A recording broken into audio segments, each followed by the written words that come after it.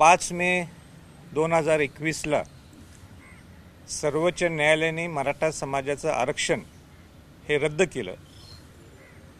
रद्द करीत असताना त्यांनी सांगितलं की मराठा समाज हा पुढारलेला समाज आहे, फॉरवर्ड क्लास आहे, डॉमिनेटिंग क्लास आहे. आणि दुसरा महत्त्वाचा मुद्दा त्यांनी सांगितलं की राज्याला 102 घटना जी दुरुस्ती झाली त्यामध्ये राज्याला ACBC फॉर्म करायचे, प्रवर्ग तयार करायचा अधिकार राहत नाही. म्हणून आज केंद्र सरकारने 127वी घटना दुरुस्ती आणलेली आहे आणि त्या घटना दुरुस्तीत त्यांनी सांगितलं की राज्याचे अधिकार ACBC प्रवर्ग तयार करायला हे अबाधित राहणार आहेत. आणि यासाठी प्रथमतः मी केंद्र सरकारचं कौतुक करतो. पण हे कौतुक करत असताना सुद्धा माझ्याकडे अनेक समोर प्रश्न आहेत आणि त्याच्यासाठीच ही अशी प्रेस कॉन्फरन्स मी बोलवलेली आहे. राज्याला ACBC प्रवर्ग तयार करण्याचा अधिकार काल लोकसभेत पारित झाला की राज्य शासन आपला प्रवर्ग स्वतः करू शकते आणि ACBCचं आरक्षण देऊ शकते. हा एक पहिला टप्पा आहे. पण पहिला टप्पा झाल्यानंतर सगळ्यात महत्त्वाचा मुद्दा हा आहे की आपल्याला 50% आरक्षण जे घटनेने आपल्याला दिलेले, जे राजश्री छत्रपती शाहू महाराजांनी पहिल्यांदा बहुजन समाजाला आरक्षण देत असताना सुद्धा 50% दिलं होतं. आणि ह्या 50% आरक्षण जर का उदाहरण मी इतर राज्यांचं आज बोलत नाही, नुसतं महाराष्ट्राचं बोलतो, जर का महाराष्ट्राने ते 50% जर कंझ्युम केलं असेल मग तुम्ही हे आरक्षण कुठलं देणार? तर त्या इंदिरा साहनी केसमध्ये स्पष्टपणाने सांगितले की तुम्हाला 50%च्या वर ACBCमध्ये आरक्षण देता येत नाही. आणि जर द्यायचं असेल आरक्षण तर ती परिस्थिती, त्याचा शब्द आहे, ते परिस्थिती कशी असावी? फार फ्लंग अँड रिमोट एरियाज. म्हणजे असामान्य परिस्थिती जर असेल तरच तुम्ही देऊ शकता. त्याच्यात सुद्धा आपल्याला 5 मेला जो निर्णय आला त्यात स्पष्ट लिहिलं आहे की आपली काय फार फ्लंग परिस्थिती नाही, आपली काय असामान्य परिस्थिती नाही जेणेकरून आम्ही 50%च्या वर तुम्ही आरक्षण देऊ शकता. हा पहिला मुद्दा झाला.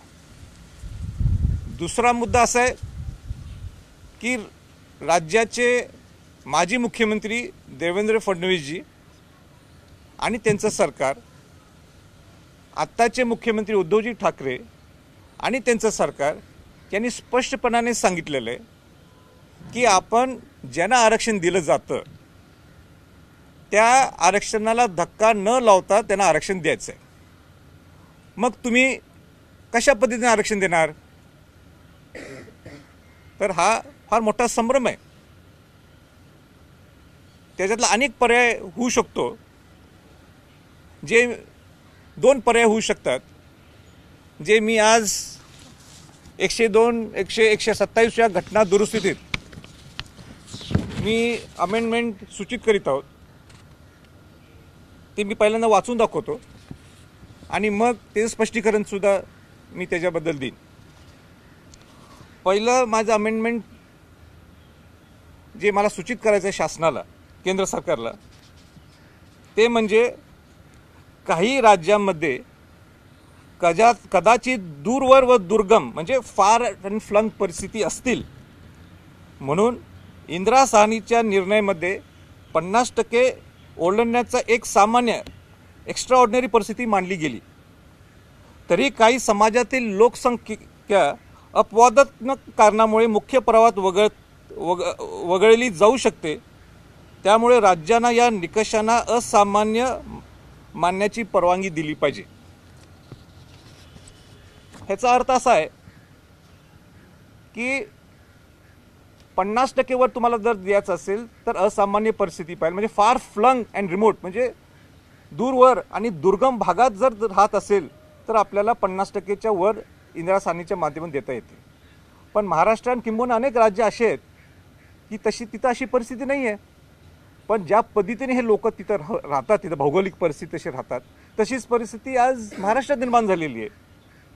म्हणून तुमच्या अमेंडमेंटमध्ये बदल यावा इंदिरा साहनीच्या त्या केसमध्ये, हा मी आज या प्रसंगी मी तिथं अमेंडमेंट मागणार आहे. आणि दुसरं महत्त्वाची आणि एक माझी अमेंडमेंटला म्हणजे सूचित करू इच्छितो, ती म्हणजे तुम्हाला कुठलाही पर्याय उपलब्ध राहिला नाही. उदाहरण, असामान्य परिस्थितीमध्ये तुम्ही बसू शकत नाही 50%च्या वर एक्स्ट्राऑर्डिनरी सिच्युएशन्समध्ये, नंबर 1. नंबर 2, तुम्हाला जे एक्झिस्टिंग आरक्षण आहे तिथं ते 50%च्या ऑलरेडी आपण क्रॉस केलं आहे, लिमिट क्रॉस केलं आहे, म्हणून तिथं तुम्ही जात नाही. मग तुमचा अर्थ असा आहे काय ते 50%च्या आत जायचं, तेही क्लिअर असावं केंद्र सरकार आणि राज्य सरकारकडून. आणि तिसरा पर्याय, आणि तो महत्त्वाचा पर्याय, जे केंद्र सरकार करू शकते, ज्या राज्यांना, दुसरा माझा अमेंडमेंटची माहिती, ज्या राज्यांना सामाजिक मागास सिद्ध करता येत असेल, म्हणजे सामाजिक मागास एकदा सिद्ध करता येत असेल, त्या राज्यांना 50%ची मर्यादा वाढवण्यासाठी केंद्र सरकारकडे आलेले वर्गीकरणाचा आधार घेता येईल. म्हणजे तुम्हाला हे तिन्ही पर्याय जर तुम्हाला बसत नसेल केंद्र सरकार म्हणजे तुमचे आरक्षण देण्याचे, तर तुम्ही 50%चा कॅप हा वाढवावा, असं माझं सरकारला केंद्र सरकारला ही विनंती राहील. मला असं वाटते की आणि काही प्रश्न असतील तर आपण विचारावेत, मी त्याच्याबद्दल स्पष्टीकरण देईन. एक हां, काय म्हटलं? हो, सभागृहामध्ये ज्यावेळी आपलं बिल टेबल होईल, आज सकाळी टेबल झाल्यानंतर मी ताबडतोब तिथं मी ते जी प्रोसिजर आहे राज्यसभेची ते मी त्या पद्धतीने करणार. तुम्ही जो मुद्दा सांगितला आहे फार अँड फ्लंग, म्हणजे की दुर्गम भागामध्ये राहणाऱ्यांना सामाजिक मागासलेपण म्हणून पण सिद्ध करतो, परंतु हे करण्याचा अधिकार नेमका कोणाचा आहे? संसद करू शकते का राज्य सरकार करू शकतं? ते सर्वेतून होणार का पार्लमेंटमधून होणार? नाही, राज्याचा अधिकार काय असतो की अपवादात्मक परिस्थिती हाय काही नाही हे राज्य सरकार ठरवू शकते. पण ती फार फ्लंग परिस्थितीच, फार फ्लंग आणि रिमोट म्हणजे म्हणजे दूरवर आणि दुर्गम भाग जर असेल आणि ते जर तुम्हाला तो बदलायचा असेल तो पॉईंट, ते काय राज्य बदलू शकत नाही, त्याला केंद्र सरकारनेच ते बदलायला गेलं आहे. म्हणजे 1992ला जो इंदिरा साहनींनी जे बोलले किंबहुना अगोदर जे घटनेत लिहिलेलं आहे ते आपल्याला दुरुस्त करायचं असेल, घटनेतलं कुठलंही वाक्य दुरुस्त करायचं असेल तर तुम्हाला केंद्र सरकारच्या माध्यमातून दुरुस्ती करावी लागेल. दुसरा मुद्दा म्हणजेच की आज राज्यसभेमध्ये हे विधेयक येण्याची शक्यता आहे. या विधेयकावर तुम्ही राज्यसभेमध्ये बोलणार आहात का? जी यादी दिली जाते त्याच्यामध्ये तुमचं नाव आहे का? मला इतकंच माहीत आहे की मी शिवाजी महाराजांचा आणि छत्रपती शाहू महाराजांचा वंशज आहे. राजश्री छत्रपती शाहू महाराजांनी पहिलं आरक्षण दिलं 1902मध्ये 50%, ज्याच्यात अनुसूचित जाती, जमाती, ओबीसी आणि मराठा समाजाचा समाविष्ट होता. ते बाबासाहेब आंबेडकरांनी घटित केलं. मी 2007 पासून लढा देतोय, ते आजपर्यंत माझा लढा चालू आहे समाजाला न्याय मिळवून देण्यासाठी. पण आज मी उपराष्ट्रपतींना सुद्धा मी पत्र दिलेलं आहे. पार्लमेंटरी मिनिस्टर जे कॅबिनेटचे प्रल्हाद जोशी असतील किंवा मुरलीधरन असतील राज्यमंत्री MOS, त्यांनाही मी पत्र दिलेलं आहे. जे आम्हाला संधी देतात म्हणजे जे पक्षातले जे लोक आहेत त्यांना सुद्धा पत्र दिलेलं आहे. शेवटी त्यांनी ठरवायचं आहे मला बोलायला द्यायचं की नाही. का मी स्पष्ट बोलतो आणि स्पष्ट बोलत असल्यामुळं जर त्यांना त्रास होत असेल तो त्यांचा प्रश्न आहे, पण माझी भूमिका ही स्पष्ट बोलायची ही राहील. मला विश्वास आहे ते मला देतील बोलायला. आतापर्यंत मला काही निरोप आलेला नाही आहे. मला वाटतं की तुमच्या बोलण्यानं त्रास होते म्हणून कोणाला? हां, जेव्हा 102 घटनादुरुस्तीचं विधेयक आलं होतं त्यावेळी तुम्ही सभागृहामध्ये बोललेला होता, त्यामुळे यावेळी तुम्हाला ती संधी मिळायला पाहिजे. नाही, मिळालंच पाहिजे. शाहूंचा वंशज म्हणून, शाहू महाराजांचा वंशज म्हणून, आणि जो प्रामाणिकपणाने मराठा समाज हा बहुजन समाजमध्ये यावं ही जी भूमिका नेहमी मांडतो त्याचा अधिकारच आहे त्यांनी द्यायचा, त्यांनी द्यायलाच पाहिजे असं माझं मत आहे. जर नाही मिळाली संधी तर आपली नाही, जर नाही मिळाली तर माझी जी काम करायची पद्धत आहे, जे मी समाजाचा विषय शेवटपर्यंत नेतो आणि समाजाला न्याय देण्याची माझी भूमिका असते ती चालूच राहणार आहे. काल लोकसभेत जेव्हा हे विधेयक पारित झालं, ते विधेयक पारित होताना अनेकांनी बोलताना हे वक्तव्य दिलं की हे संपूर्ण विधेयक फक्त मराठा समाजासाठी आहे, अशा प्रकारची चर्चा संपूर्ण याच्यातून दिसते. ओबीसी समाजाबद्दल कोणी बोलत नाही, अशा प्रकारचे अनेक आरोप करण्यात आले. यावर आपली काय प्रतिक्रिया? नाही, हे चुकीचं वाक्य आहे. मराठा समाजाने नेहमीच ओबीसीला घेऊनच समाजकारण केलेलं आहे. तुम्ही जर पाहिले असेल ते 58 मोर्चे जे निघाले त्याच्यामध्ये ओबीसी सुद्धा समाज होते.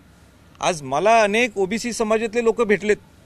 हरिभाऊ राठोड असतील, ते नाभिक समाजाचे संतोष काशीद असतील, अनेक बाराबोलीदार लोक म्हटलेत की राजे आमच्याकडे तुम्ही केव्हा लक्ष देणार, आमच्यावर सुद्धा अन्याय व्हायला लागलेला आहे आरक्षणामध्ये.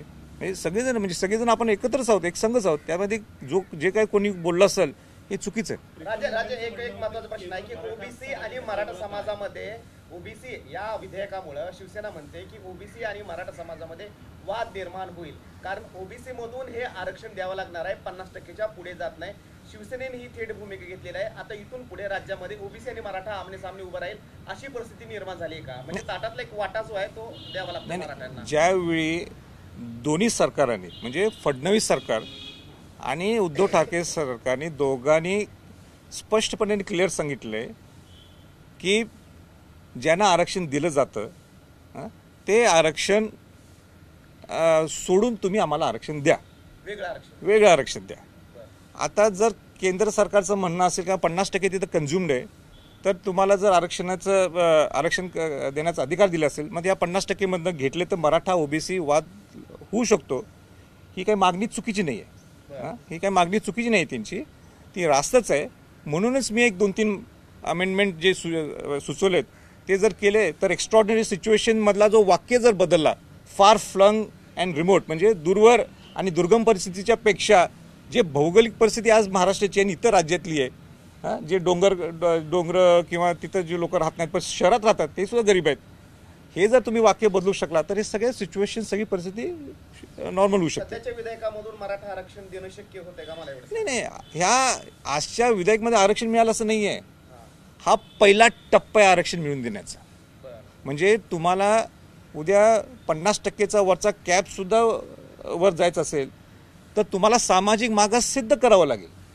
आणि सामाजिक मागास सिद्ध करायचं असेल तर ही 127वी घटना दुरुस्ती आहे की राज्याला एससीबीसी प्रवर्ग तयार करण्याचे अधिकार आहेत. हा महत्त्वाचा आहे. म्हणजे कुठलंही आरक्षण तुम्ही सामाजिक मागास सिद्ध केल्याशिवाय तुम्हाला मिळू शकत नाही. त्यासाठी 127 घटना दुरुस्ती त्याचं कौतुकच आहे. ओबीसी समाजाच्या मनामध्ये हीच भीती आहे की मराठा आरक्षण जे आहे ते आमच्या कोट्यातून दिलं जाऊ शकतंय का? नाही, म्हणून शेवटी काय शाहू महाराजांची भूमिका काय आहे की जो वंचित आहे त्यांना ते आरक्षण मिळायला पाहिजे. पण कोणाचं काढून घ्यायचं किंवा काय करायचं हा विषय तर महत्त्वाचा नाही आहे. जो वंचित आहे, जो शोषित आहे, जो आज शोषित नाही पण जो वंचित आहे त्या वंचितांना आरक्षण मिळायला पाहिजे, ही सुद्धा माझी स्पष्ट भूमिका आहे. कार्यकर्ते आणि तुमचे समर्थक म्हणतायत की ओबीसी मधून आरक्षण द्यावं अशी भूमिका सोशल मीडियावर व्हायरल होती तुमच्या कार्यकर्त्यांची, समर्थकांची. नाही, मी परवा सुद्धा बोललो की ज्या बहुजन समाजाला आरक्षण शाहू महाराजांनी दिलं होतं, ज्या वंचितांना आरक्षण मिळालं पाहिजे तेही मी त्या मताचं आहे. मग ते केंद्र सरकारची आणि राज्य सरकारची जबाबदारी आहे. जे टिकणार आरक्षण आहे हे तुम्ही द्या. ओबीसी मधून द्यावं का? फक्त प्रीतम मुंडे यांनी या विधेयकावरती आपलं म्हणणं मांडलं आणि त्याच्यामध्ये त्यांचं म्हणणं होतं की सगळ्यांना केवळ एकाच जातीचा कळवळा का आहे, सगळे मराठा का करतायत, हे बिल त्याच्या पलीकडचं. नाही, त्यांचं हे वाक्य फार कॉन्ट्रॅडिक्टरी आहे. हे चुकीचं वाक्य आहे. महाराष्ट्र एकमेव असा समाज महाराष्ट्रात असा आहे की जिथं SC ST OBC सुखाने नांदतात. त्याला शिवाजी महाराज शाहू फुले आंबेडकरांचा विचाराचा वारस आहे. आपल्याला एवढंच करायचं आहे की कसं बसवता येईल, ज्याच्यात हे सगळे ही बहुजन समाजाची व्याख्या आहे. अनुसूचित जाती जमाती आणि मराठा समाज हा एका छताखाली राहायला पाहिजे. तर कसं बसवायचं आहे ह्याच्याकडे आपण लक्ष केंद्रित करायला पाहिजे. ज्या त्या बोलत असतील हे वाक्य आजच्या 127 घटना दुरुस्तीशी काही कनेक्टेड नाही आहे आणि ते चुकीचं आहे. मराठा आरक्षणासोबत धनगर समाजाच्या आरक्षणाचा मुद्दाही का त्या सुप्रिया सुळे जे राष्ट्रवादी काँग्रेस पक्षाचे नेते आहेत त्यांनी म्हटलं की इम्पिरियड डाटा नसेल तर आरक्षण कसं देणार. कुठलंही ओबीसीच्या संदर्भातलं त्यांनी वक्तव्य होतं, याकडे कसं बघता आपण? नाही, माझं असं त्यांचं पॉईंट बरोबर आहे. माझं तर उलटं म्हणणं आहे की सगळ्यांचं सर्वेक्षण व्हायला पाहिजे. सगळ्या जातींचं जनगणना होणं गरजेचं आहे. आणि जेणेकरून ही जे आता अडकाडकी व्हायला, जसं राजकीय आरक्षणाला आता तो अडचण निर्माण झालेली आहे, उद्या सामाजिकला सुद्धा होऊ शकते. म्हणून त्याच्यापेक्षा सगळ्यांनाच कळू दे की कोणाचा किती काय अधिकार आहे, असं माझं त्या प्रसंगी प्रायमा फेशिया प्रथमदर्शनी मत आहे. या संपूर्ण हे जे विधेयक मांडण्यात आलं लोकसभेवर, त्यावर शिवसेनेने राहून टीका करताना म्हटलं की केंद्र सरकारने सोन्याचा ताट दिलाय, चांदीचा पाट दिलाय, पण जेवायला त्या ताटामध्ये ना साधं लोणचं देखील नाही आहे. तुम्ही या वक्तव्यावर कसं बघता? नाही, तर ते काय बोलले असतील, तो त्यांची मांडण्याची पद्धत असेल. माझी मांडण्याची पद्धत साधी आणि सरळ आहे की तुम्हाला पहिलं केंद्र सरकारचं कौतुक आहे का तुम्हाला सामाजिक मागास सिद्ध होण्यासाठी ते तुम्हाला संधी देतात. हा नंबर 1 मुद्दा आहे. नंबर 2 मुद्दा हा आहे की तुम्हाला अपवादात्मक परिस्थिती म्हणजे काय, फार फ्लंग अँड रिमोट एरियाजच्या लोकांनाच तुम्हाला 50%च्या वर कॅप वाढवता येतो. आज आपली 50% ऑलरेडी आपण कन्झ्युम केलो आहे, तर ते वाक्य बदलायला पाहिजे.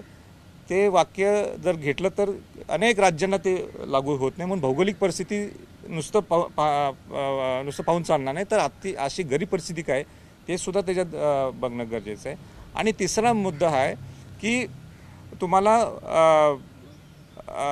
काही हे घडत नसेल तर केंद्र सरकारने जसं EWS 10% वाढवलं, तर इथं सुद्धा तुम्ही 50%चा कॅप वाढवून टाकावा.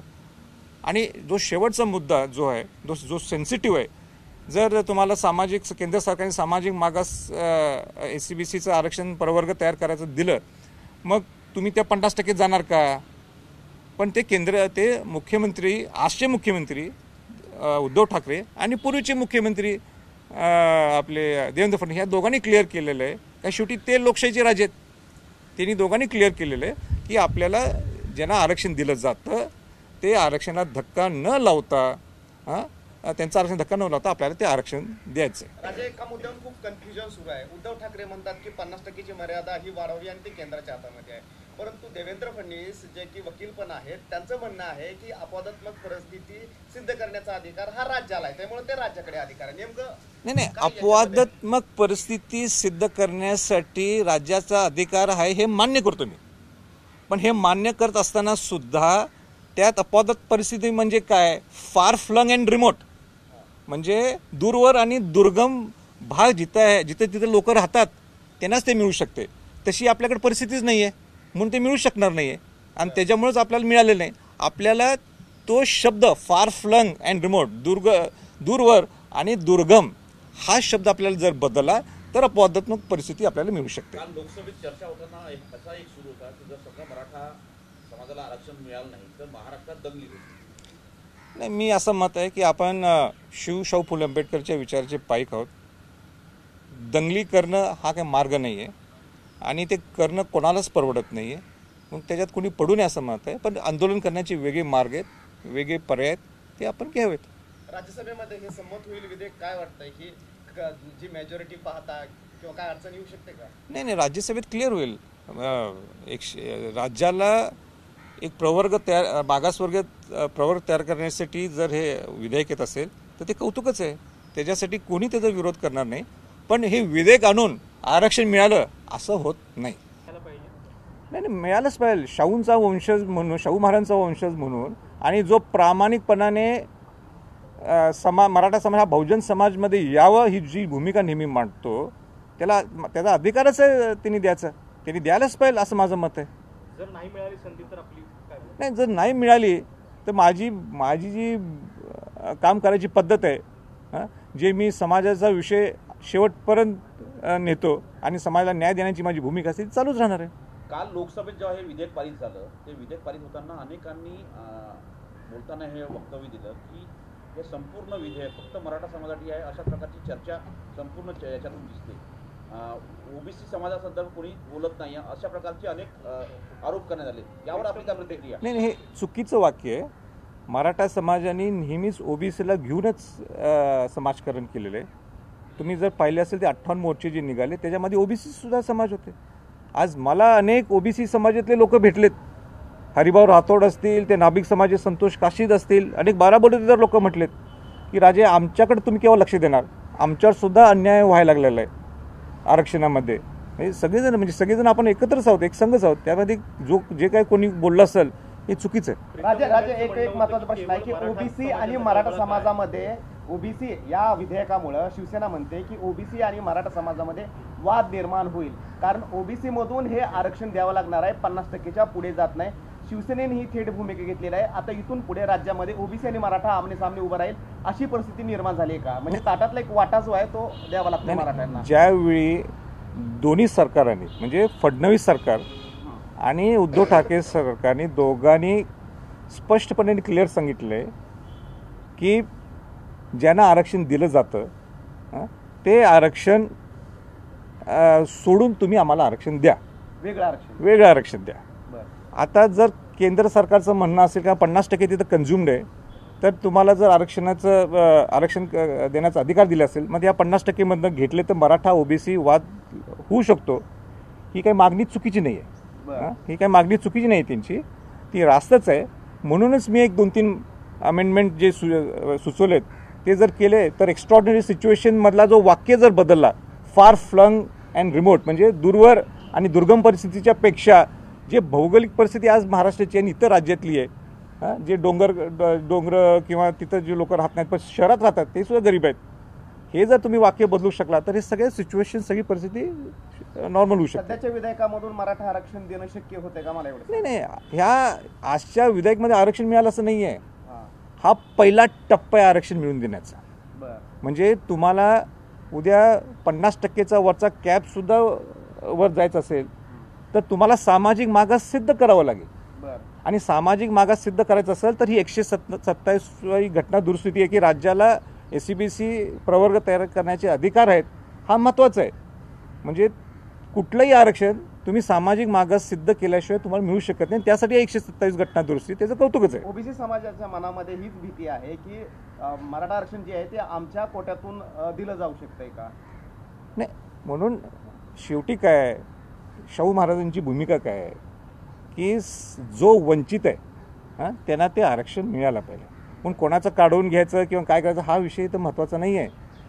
जो वंचित आहे, जो शोषित आहे, जो आज शोषित नाही पण जो वंचित आहे त्या वंचितांना आरक्षण मिळायला पाहिजे, ही सुद्धा माझी स्पष्ट भूमिका आहे. तुमचे कार्यकर्ते आणि तुमचे समर्थक म्हणतायत की ओबीसी मधून आरक्षण द्यावं अशी भूमिका सोशल मीडियावर व्हायरल होती तुमच्या कार्यकर्त्यांची, समर्थकांनी. नाही, मी परवा सुद्धा बोललो की ज्या बहुजन समाजाला आरक्षण शाहू महाराजांनी दिलं होतं, ज्या वंचितांना आरक्षण मिळालं पाहिजे तेही मी त्या मताचं आहे.